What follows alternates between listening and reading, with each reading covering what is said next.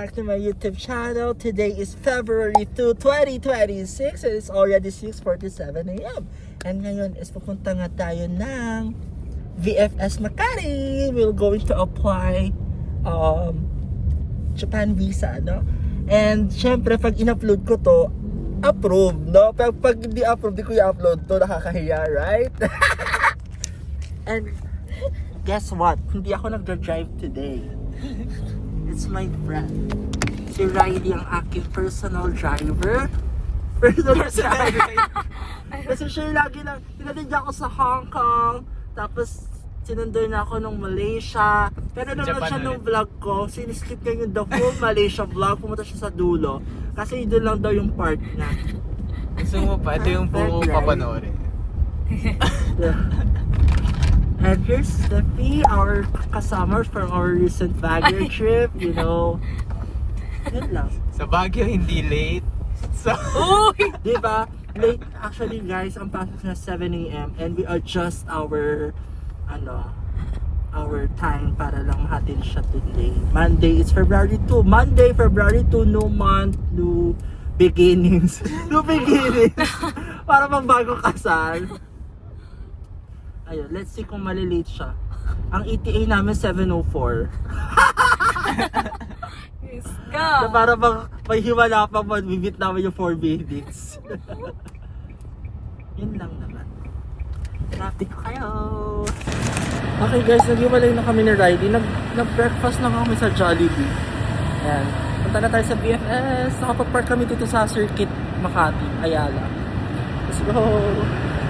Okay guys, andito na ako sa BFS pero maraming tao. Mga 15 minutes daw before the appointment. 8:34 pa. 8:50 daw.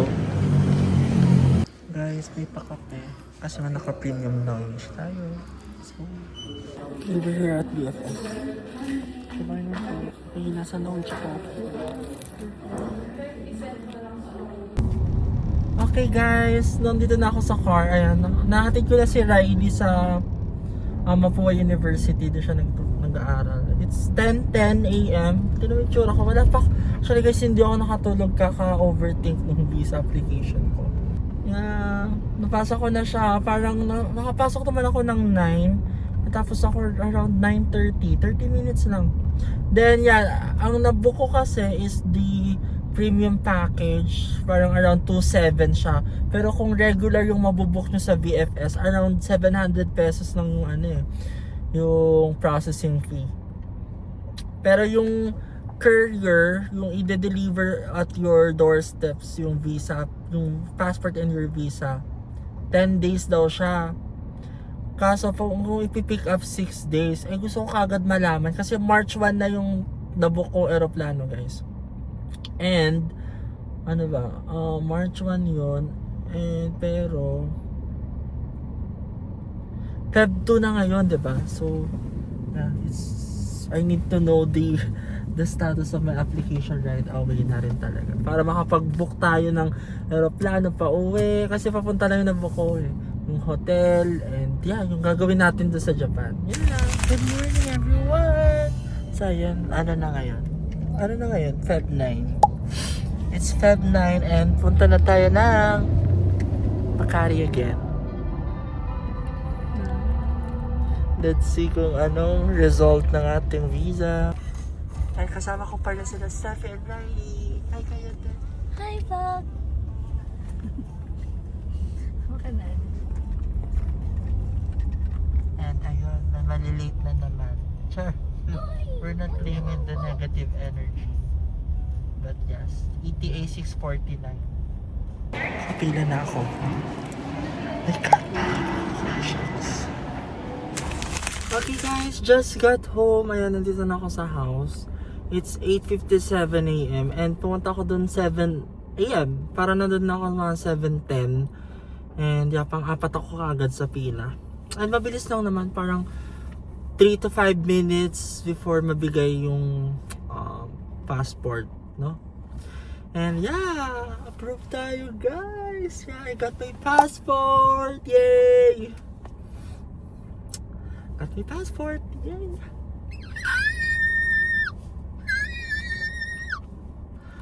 And we're going to Japan! Here it is! Hello! Ano ba yun? Sorry. Nakita ata yung ano. But yeah. I'll cut it. Ang sorry ang ano pa ng kuko ko. But yeah! Thank you, Lord. Though single entry lang tayo, no? But yeah, that's fine, no? Then, let's apply again next year, I think. For sana hopefully multiple entry, no? Yung next natin. Yeah. And ano-ano nga ba yung mga pinrepare ko, no? So, first is the Japan visa application form. It's downloadable naman sa website ng Japan, no?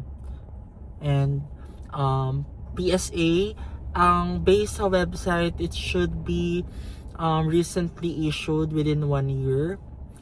And bank certificate, no? Bank certificate with ADB dapat. If you don't have ADB, like in my case, no, I'm using Gold Time. Dun kasi ako nagsisave.